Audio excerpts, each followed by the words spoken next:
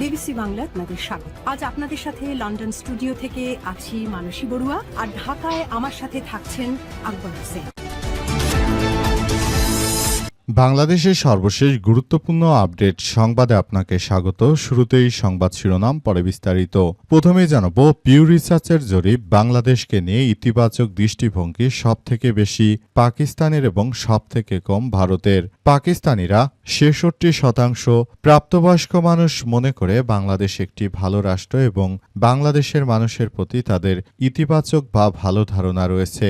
শ্রীলঙ্কার ৫৬% আর ভারতের হিন্দুত্ববাদীরা মাত্র ২৫% বাংলাদেশের প্রতি বিশ্বাস রাখে বা ভালোবাসে। তারা বাংলাদেশিদেরকে সবথেকে নিকৃষ্ট মনে করে এই ভারত। পাশাপাশি তারা ইসরায়েলকে মনে করে সবথেকে ভালো রাষ্ট্র। এরপর জানাবো, আজকে যারা সংস্কার করছেন বিগত ১৭ বছর কোথায় গর্তে লুকিয়েছিলেন? প্রশ্ন প্রধানমন্ত্রী তারেক রহমানের। তারেক রহমান জানিয়েছেন, আমরা বাংলাদেশে একটি কল্যাণমুখী রাষ্ট্র হিসেবে গড়ে তুলতে চাই। ২০২৬ সালের ১২ই ফেব্রুয়ারি আপনারা এই দেশে ধানের শীষ তথা বাংলাদেশ জাতীয়তাবাদী দলকে আপনারা সমর্থন দিয়ে সরকার গঠন করতে সহযোগিতা করেছেন। যেহেতু এই সরকার জনগণের সরকার, সেজন্য বিএনপি জনগণের জন্য কাজগুলো করছে। এই কাজগুলো করলে জনগণের পেটে অন্যের সংস্থান হবে বলে জানিয়েছেন তিনি। এদিকে দেশে ফিরে তামাদি মওকুফের কোনো সুযোগ পাবেন না শেখ হাসিনা, বললেন চিফ প্রসিকিউটর। আন্তর্জাতিক অপরাধ ট্রাইব্যুনালের আইসিটির বিচার সম্পর্কে শেখ হাসিনা জানতেন না দাবি করে বিলম্ব মার্জনার কোনো সুযোগ পাবেন না বলে জানিয়েছেন আন্তর্জাতিক অপরাধ ট্রাইব্যুনালের প্রসিকিউটর গাজী মনোয়ার হোসেন তামিম। তিনি জানিয়েছেন যে শেখ হাসিনাকে ফাঁসির রশিতে ঝুলতে হবে, এর কোনো বিলম্ব হতে পারে না। এবারে জানাবো, গণ অধিকার পরিষদের চিহ্নিত সন্ত্রাসীরা আমাদের উপর হামলা চালিয়েছে বললেন আমির হামজা। কুষ্টিয়া ৩ সদর আসনে সংসদ সদস্য আমির হামজা অভিযোগ করেছেন যে গণ অধিকার পরিষদের নুরুল হক নূরের বাহিনী আমার উপর হামলা চালিয়েছে, আমার গাড়ি ভাঙচুর করেছে, আমাদের অন্তত ৩০ জন নেতাকর্মীকে পিটিয়ে জখম করেছে। এটা শুধুমাত্র গণ অধিকার পরিষদের নুরুল হক নূরের দ্বারাই সম্ভব। তার মতো একজন সন্ত্রাসীর দ্বারা দেশে ভালো কিছু হবে না, সেটা বলাই যায়। তিনি আরও জানান, এই নুরুল হক নূর শেখ হাসিনাকেও মা ডেকেছিল। এখন তারেক রহমানের পাশে থেকে তারেক রহমানকে তারা সর্বেসর্বা বানানোর চেষ্টা করছে, অথচ এরা ১৭ বছর শেখ হাসিনা দালালিতে ব্যস্ত ছিল বলে জানিয়েছেন তিনি। এবং এখন সন্ত্রাসী বাহিনী লেলিয়ে দিয়ে আমির হামজার উপর এই ধরনের নৃশংস হামলা চালানোর ক্ষেত্রে নুরুল হক নূর কোনোভাবে দায় এড়িয়ে যেতে পারে না। এবং সর্বশেষ জানাবো, যান্ত্রিক ত্রুটিতে কাঠমান্ডুতে আটকা বিমানের ফ্লাইট। যান্ত্রিক ত্রুটির কারণে নেপালের কাঠমান্ডু আন্তর্জাতিক বিমানবন্দরে বাংলাদেশ বিমানের একটি ফ্লাইট গ্রাউন্ডেড হয়েছে। নির্ধারিত সময় পেরিয়ে গেলেও ফ্লাইটটি ছাড়তে পারেনি। এতে চরম ভোগান্তি ও অনিশ্চয়তায় পড়েছে ১২৭ জন যাত্রী। বিমান বাংলাদেশ এয়ারলাইন্সের বোর্ডিং পাস অনুযায়ী ফ্লাইটটির নম্বর BG ৩৭২ এবং গন্তব্য ঢাকা। বোর্ডিং পাসের সময় ছিল বিকাল ৩টা। বিকাল ৪টায় ফ্লাইটটি কাঠমান্ডু থেকে ঢাকার উদ্দেশ্যে ছেড়ে যাওয়ার কথা ছিল, কিন্তু যান্ত্রিক ত্রুটির কারণে নির্ধারিত সময়ে উড্ডয়ন করা সম্ভব হয়নি। প্রিয় দর্শক, এতক্ষণ শুনছিলেন সংবাদ শিরোনাম, এবারে বিস্তারিত।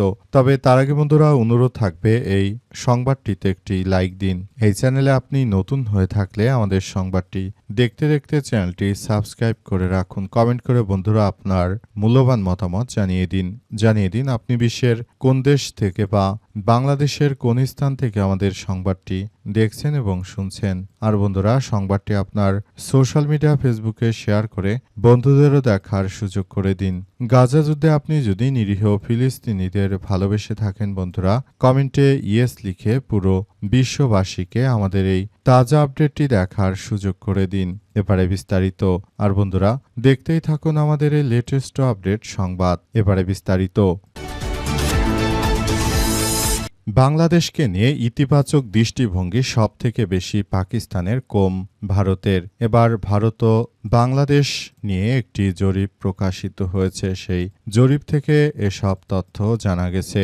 জরিপ থেকে আরও জানা গেছে যে আসলে বাংলাদেশে শেখ হাসিনা পালিয়ে যাওয়ার পর যে ধরনের ঘটনাগুলো ঘটেছে সেগুলো আসলে বাংলাদেশকে এক অভাবনীয় পর্যায়ে নিয়ে গেছে। কিন্তু সবকিছু আমরা দেখতে পেয়েছি যে শেখ হাসিনা সরকার যখন পদত্যাগ করে ভারতে পালিয়ে গেলেন তখনই পাকিস্তানিরা বাংলাদেশের প্রতি তাদের ভালোবাসা প্রদর্শন করতে শুরু করেছে। অপরপক্ষে এতে করে ভারতীয়দের মনে আওয়ামী লীগের প্রতি সমর্থন বেড়ে গিয়েছে এবং পাশাপাশি যারা বাংলাদেশি নাগরিক রয়েছেন তাদের প্রতি অনেক খারাপ মনোভাবের সৃষ্টি হয়েছে যে তাদের প্রিয়পাত্র শেখ হাসিনাকে বাংলাদেশের মানুষ দেশছাড়া করেছে।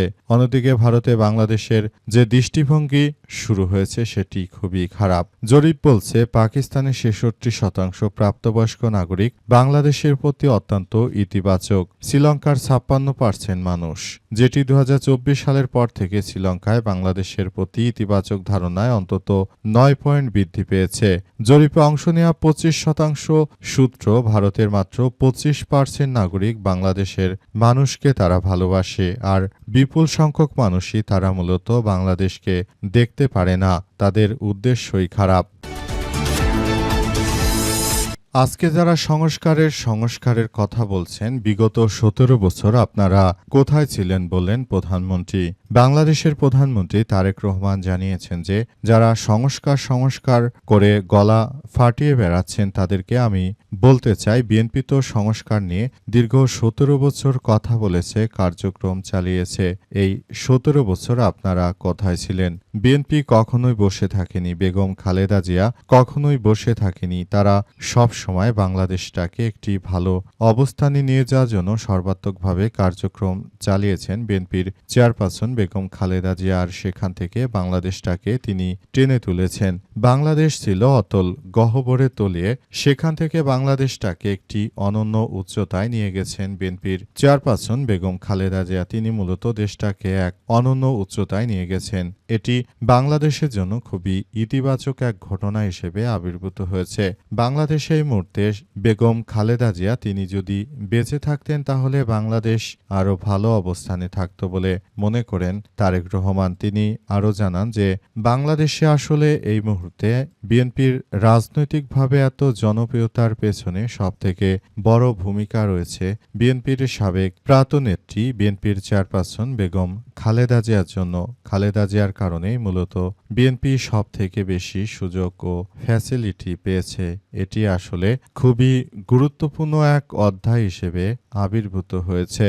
বিএনপি আসলে চেয়েছে দেশটাকে একটি ভালো অবস্থানে নিয়ে যাওয়ার জন্য, সেজন্য তারা ব্যাপক কার্যক্রম চালিয়ে যাচ্ছে। কিন্তু আপনারা যারা রয়েছেন, যারা এই মুহূর্তে সংস্কারের কথা বলছেন, তারা কি জানেন যে দেশের প্রতিটি রিফর্ম হয়েছে, যে সংস্কার হয়েছে, তার সবকিছু হয়েছে বিএনপির হাত ধরে।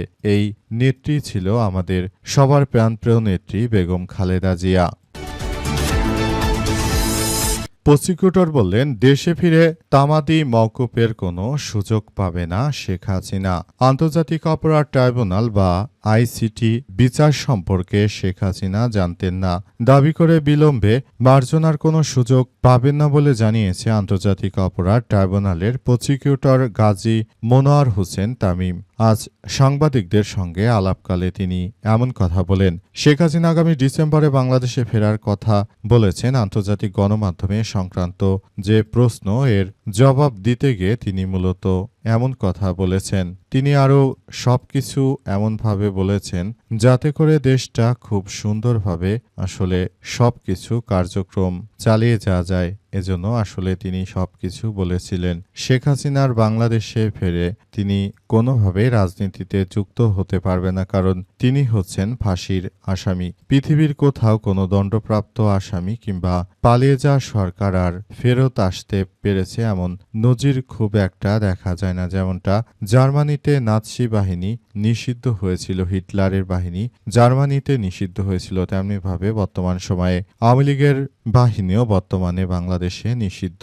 সুতরাং এখনই এই বিষয়গুলো নিয়ে সবাইকে খুবই গুরুত্ব সহকারে কার্যক্রম চালিয়ে যাওয়া উচিত বলে মনে করেন। তাই আওয়ামী লীগের এইসব বিষয় নিয়ে খামোখা মাথা না ঘামানোর কথাই আসলে বলা হচ্ছে সবাইকে। গণ অধিকার পরিষদের চিহ্নিত সন্ত্রাসীরা আমার উপর হামলা চালিয়েছে বললেন আমির হামজা। গতকাল আমির হামজার উপর যেভাবে সন্ত্রাসী হামলা চালিয়েছে গণ অধিকারের সন্ত্রাসীরা, সেটা আসলে কোনোভাবেই গ্রহণযোগ্য হতে পারে না। নুরুল হক নূরের নেতৃত্বে এই হামলা চালানো হয়েছে। গণ অধিকার পরিষদের সন্ত্রাসীরা তারা সরাসরি আমির হামজা হুজুরের উপর হামলা চালায়, তার গাড়িতে হামলা চালায়, তার বাড়িতেও হামলা চালায়। আর নুরুল হক নূর তিনি হুঁশিয়ারি দিয়ে জানিয়েছেন যে গণ অধিকার পরিষদের নেতাকর্মীরা তারা নাকি মার খেয়েছে জামাতের হাতে, অথচ আমরা মিডিয়ায় দেখলাম যে সেখানে মার খেয়েছে আমির হামজা। এটি আসলে খুবই দুঃখজনক ব্যাপার। অথচ নুরুল হক নূর তিনি মিথ্যাচার করেছেন। তিনি বলেছেন যে এই জামাত ইসলাম গুপ্ত বাহিনী আবারও জেগে উঠেছে, রক্কাটা বাহিনী জেগে উঠেছে। তিনি আরও জানিয়েছেন যে রক্কাটা বাহিনীকে এমন কিছু আমি করব যাতে করে ভবিষ্যতে তারা আর বাংলাদেশে রাজনীতি করতে না পারে। নূরের এই কথার মাধ্যমে মূলত ফুটে উঠেছে যে শেখ হাসিনা যেমন জামাতের নিবন্ধন বাতিল করে দিয়েছিল, ঠিক একই কায়দায় তিনিও মূলত জামাতের নিবন্ধনকে বাতিল করে দিতে চান। কিন্তু দুঃখজনক ব্যাপার হচ্ছে যে জামাতের নিবন্ধন তিনি আসলে বাতিল করতে পারবেন না, কারণ যখন শেখ হাসিনা দেশে ছিল বা জামাত ইসলামের নেতাকর্মীরা তারা কিন্তু আন্ডারগ্রাউন্ডে থেকেও পলিটিক করে গিয়েছেন। আর এখন এই নুরুল হকে নূরের মতো ব্যক্তি তিনি বিএনপির সঙ্গে না দাঁড়ালে হয়তো ক্ষমতায় আসতে পারতেন না। তিনি মূলত যে ধরনের কথা বলতে শুরু করেছেন জামাতের বিরুদ্ধে, এটা আসলে গ্রহণযোগ্য নয়। কারণ জামাতের নেতাকর্মীরা তারা সত্যই বলেছে, উল্টো গণ অধিকার পরিষদের নেতাকর্মীরা তারা এই আক্রমণ চালিয়েছিল এবং এই আক্রমণের তীব্রতা ছিল ভয়াবহ। এই তীব্রতা আসলে খুবই এক বিপজ্জনক অধ্যায় হিসেবে দাঁড়িয়েছে।